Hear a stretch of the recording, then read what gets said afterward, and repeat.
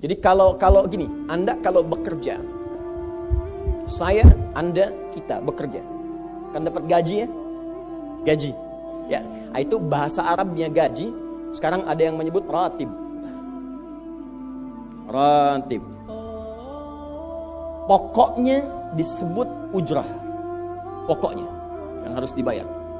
Makanya kalau Anda ke Timur Tengah itu naik taksi, ada tulisan atasnya taksi ujrah. Ya, bukan punya si ujrah. Nanti kalau ke Mekah naik taksinya punya si ujrah, si ujrah punya banyak taksi. Ya, bukan. Itu taksi bayar. Bukan gratis, bukan free. Jadi begitu Anda keluar menggunakan jasanya, bayar, berikan pokok dari jasa yang telah dia kerjakan. Perhatikan baik-baik. Teman-teman sekalian, ketika Anda bekerja dalam urusan dunia, Anda mendapatkan ujrah. Nih bayar 10 dinar, 10.000 rupiah, sekian. Ketika Anda kerjakan untuk misi akhirat supaya bekal untuk pulang, bukankah 10 juta ditabung, tabung, bikin rumah kan? Beli pakaian yang elok, beli kendaraan. Sama persis Anda sholat itu diberikan juga bayarannya, diberikan juga pokok pemberiannya. Anda puasa diberikan pokoknya, baca Al-Quran dikasih bayarannya, namanya pahala. Dalam bahasa Al-Quran disebut ajrun namanya. Dunia ujrah, akhirat ajrun. Lahum ajrun ghairu mamnun. Ajrun. Berapa ukurannya? Minimal 10. Turun Quran surah ke-6 ayat 160. Ya, kita keluarkan supaya terukur. Ya. Setiap pekerjaan dunia menjadi nilai akhirat punya poin. Pekerjaannya disebut hasanah namanya. Ya. Amal solehnya disebut hasanah. Siapa yang mengerjakan di dunia pekerjaan punya nilai akhirat, amal soleh namanya hasanah. Setiap hasanah punya poin 10. Man jaa bil hasanati falahu asyru amthaliha. Siapa yang mengerjakan perbuatan di dunia dan punya nilai akhirat, bekerja dikerjakan karena Allah mencari yang halal. Tuliskan poinnya. Salat, tuliskan poinnya. Setiap pekerjaan 10. Hitungannya 1 keduanya 500 tahun, 2 ketiganya 500 tahun, 3 keempatnya 500 tahun. Jadi jangan menghitung 1, 2, 3 terlalu sedikit. Ya. Di hadis Muslim saya sering katakan, ke masjid saja dapat 25 poin baru nyampe. Jarak 1 kedua 500 tahun. Jadi kalau ada yang tidak sholat dalam sehari, 1 kali sholat kehilangan 10 pahala kali 500 tahun. Dia kehilangan pahala 5.000 tahun. Ya, dosanya berapa? Nah, makanya sering kita bermohon begini, ya Allah, jadikan semua perbuatan duniaku punya nilai akhirat supaya ditampakkan di akhirat. Di hasanah dunia ini akan ditampakkan saat dihisab di akhirat. Makanya sering kita katakan, ya Al-Baqarah ayat 201, wa minhum may yaqulu rabbana atina fid dunya. Ya Allah, jadikan semua kegiatan duniaku hasanah. Namaku sudah hasanah ya Allah. Perbuatanku belum tentu. Ya sudah suami namanya Hasan, ya istri Hasanah, anaknya Husna, ya kan? Yang laki-laki Husain, tuh. Semua kumpul. Tapi kalau pekerjaannya tidak demikian menjadi amal soleh, nggak terkumpul ini. Ya, dan akhirat pun nampakkan lagi hasanahnya. Maka diteruskan ayatnya, wa fil akhirati hasanah. Makanya saat di akhirat itu ditampakkan, faman ya'mal mithqala dzarratin khairan yarah. Ya, makanya kalau mau mithqal, yang khairan yarah, jangan yang syarran yarah. Ya, pada yang baik-baik, miskol tahajud, miskol untuk baca Quran, ya, miskol untuk bisa tilawah, miskol untuk mengingatkan puasa sunnah, itu khairan yarah. Ya, miskol pada yang tidak bagus, tinggalkan, itu syarran yarah. Ini balik sini. Maka dapat kita nilai ini, kembali kepada Allah, kumpulkan semua ini. Tinggal nanti, tergantung Anda mau punya rumah di yang mana daerahnya. Komplek yang elit. Di Indonesia, di sini Jakarta ada Pondok Indah. Ada beberapa tempat-tempat yang lainnya, elit kalangannya, Menteng, dan seterusnya. Maka di surga pun ada komplek yang elit-elit. Ada Firdaus, ada surga Aden, ada macam-macam. Tinggal Anda cari bekal yang serius, turunkan kemudian ke bumi. Cuman sayang, dari sekian waktu yang Allah berikan disebut dengan ajal, menjadi batasan kita untuk beramal. Setiap kita dibatasi oleh waktu. Seperti Anda pun bekerja dunia, bukankah ada waktunya? Waktu produktif untuk bekerja, setelah itu ada masa pensiunnya. Dalam bahasa Arab, sesuatu yang kita kerjakan dengan batas dan setelah hilang batasnya, selesai aktivitasnya, disebut dengan ajal namanya. Maka Allah membuat ketentuan, kita pun tidak abadi di bumi. Setiap kita punya batas waktu, kalau selesai dinas kita dan pulang kita untuk mempertanggungjawabkan semua yang kita kerjakan di sini. Maka turun Quran surah ke-7 ayat 30 berapa? 4 untuk menggambarkan ini. Walikulli ummatin ajal fa idza jaa ajaluhum la yastakhiruna sa'ata wa la yastaqdimun. Setiap umat seluruhnya tanpa kecuali itu pasti punya batas waktu untuk beraktivitas dan selesai pulang. Aktivitas kita ketika bergerak mencari kehidupan ma'isyah, pekerjaannya disebut dengan asya. Diingatkan kalau harakat fathah turun ke bawah kasrah artinya selesai harakatnya, hilang pekerjaannya. Dari asya menjadi isya. Setiap hari diingatkan kita dengan salat isya. Hei, seaktif-aktifnya Anda, sesibuk-sibuknya akan selesai semua itu dan semua kita akan pulang. Bukankah setelah isya kita terpejam? Itu kan latihan. Makanya dalam doa saat akan tidur jadi disebutkan bisikallahumma amutu wa ahya. Ada riwayat lain ahya wa amut. Riwayat populernya amutu wa ahya. Mungkin malam ini saya pulang, saya meninggal. Makanya saat kita bangun dari tidur kita ucapkan alhamdulillahilladzi ahyana ba'dama. Ada maknya, sementara aja. Satu saat mungkin pulang. Kita nggak tahu di bagian mana yang tidur itu mengakhiri kehidupan kita saat kita pulang. Karena itu serius. Ada saatnya kita pulang. Nah teman-teman, ternyata sudah tahu akan pulang pun masih ada yang tidak memanfaatkan waktu dengan baik. Tanyakan pada setiap manusia ya. Dari detik ini, dimulai dengan diri kita. Kita manusia kan? Tanyakan pada diri kita. Anda wafat tidak? Anda pulang tidak? Anda meninggal tidak?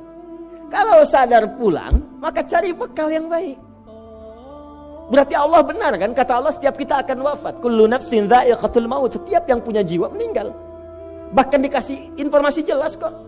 Yang bawa maut disebutkan namanya malakul maut. Quran surah 32 ayat ke-11. Qul yatawaffakum malakul mautil ladzi wukkila bikum. Disebutkan. Bayangkan ya, kurang jelas apa lagi? Disebutkan punya waktu namanya ajal, akan wafat disebutkan, yang bawa wafat kematiannya disebutkan malaikatnya. Cara wafatnya disebutkan. Quran surah 89 ayat 27 sampai 30. Ya ayyatuhan nafsul mutmainnah, itu yang tenang, yang dahsyat dipukulin malaikat juga ada. Ya, Quran surah 8 ayat 50 itu ada sambil dipukulin malaikat. Ya. Maaf teman-teman sekalian, ini sudah jelas semuanya. Jadi aneh manusia itu. Sudah tahu akan meninggal, tahu ada kenikmatan, ada siksaan, tahu ada surga, ada neraka, tahu ada kenikmatan kubur, ada siksa kubur. Kenapa masih main-main juga? Kenapa nggak dimanfaatkan? Dan dia tahu ada yang menyolatkan, ada yang disolatkan. Apa nggak sempat terfikir ketika Anda wafat siapa yang menyolatkan? Bukankah yang paling indah yang menyolatkan orang yang selama ini kita rawat? Anak yang pernah dikandung, diberikan ASI, dirawat-rawat. Anda menyiapkan apa gitu? Kita menyiapkan apa? Sayang-sayang investasi keluar banyak ketika wafat gak bisa berlaku apapun. Bahkan ada yang sebelum wafat pun sudah dibuang dari keluarganya. Waliyadzubillah. Nah, sekarang dari sekian kegiatan aktivitas kita, berapa yang sudah punya nilai di mata Allah menjadi amal saleh? Sekarang kita ukur. Ya, sekarang kita ukur. Pelan-pelan sebentar ya. Ini rata-rata usia berapa tahun? Oh baik. 40 tahun ke atas ya. Ya. Walaupun atasnya mungkin agak banyak, atas gitu ya, bagian. Nggak apa-apa. Fokus sini ya. Edisi kali ini fokus saja. Biarkan saya yang datang, terangkan, tulis, hapus ya. Antum simak aja lah. Simak, tulis dengan baik, mau ketawa-ketawa sudah masuk surga alhamdulillah. Udah cukup dengan amin, lihat dulu. Ini saya sering sampaikan. Ini kita kasih batas standar di Al-Quran aja lah. 40 tahun misalnya. Ya, standar keseriusan beraktivitas. Ya, lihat sini. Konon dalam sebuah penelitian sederhana, manusia itu kalau dihitung-hitung aktivitasnya setengah dari usianya, itu umumnya walau tidak semuanya teralokasikan untuk tidur. Beristirahat, tidur.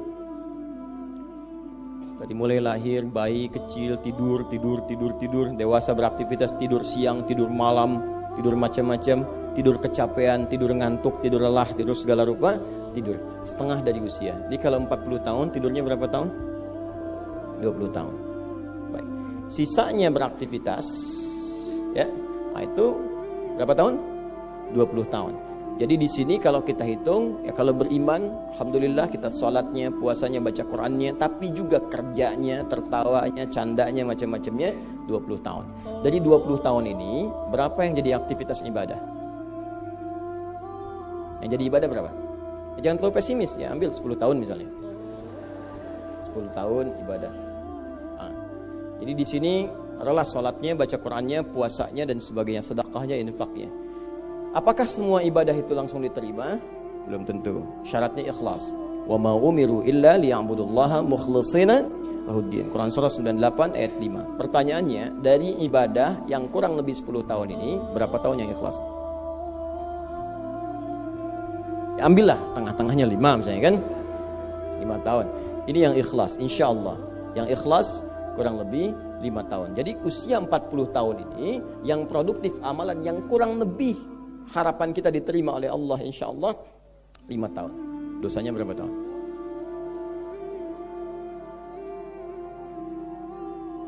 Dan masih bisa tertawa. Dan masih mengharap surga. Masih ingin ke surga Firdaus. Masih ingin mendapatkan segala hal yang istimewa. Sementara kita sadar, gini caranya begini. Coba ucapkan dengan kalimat yang lantang bahwa Anda tak punya dosa. Kalau tak mampu, berarti punya dosa. Ucapkan Anda sudah siap ke surga. Kalau tak mampu, amalnya masih kurang. Jadi kalau sudah merasa amal masih kurang, dosa banyak, terus masih main-main juga. Sudah tahu usia sudah di atas ini, ada yang 50, 60 tahu, waktunya sedikit. Yang kemarin-kemarin banyak yang sia-sia. Jadi kalau yang kemarin-kemarin kurang, masa sisanya masih dikurangi juga? Anda 40 tahun, 50 tahun, 60 tahun. Sekarang anak 4-5 tahun, bahkan matanya buta, ada laki-laki, ada perempuan, sudah jadi penghafal Quran. 5 tahun hafal Quran. Belum baligh. Dan berharap punya bekal di hadapan Allah. Kemarin sahabat saya, Syekh Ali Jabir, ya, datang ke Bekasi. Cerita tentang Kaila, anak 5 tahun, mata buta. Murajaah hafalan Quran sehari 5-7 juz. Dikatakan oleh beliau, Kaila, apa enggak capek terlalu banyak? Kamu kan punya uzur di hadapan Allah. Allah Maha memahami keadaan kamu. Apa enggak lelah? Saya malu justru kepada Allah kalau kurang daripada itu. Anak 5 tahun mengulang hafalan Quran setiap hari 5-7 juz dan malu kalau kurang di bawah itu sebagai bekal untuk menghadap Allah. Anda diberikan kesempatan sampai lebih daripada 50 tahun.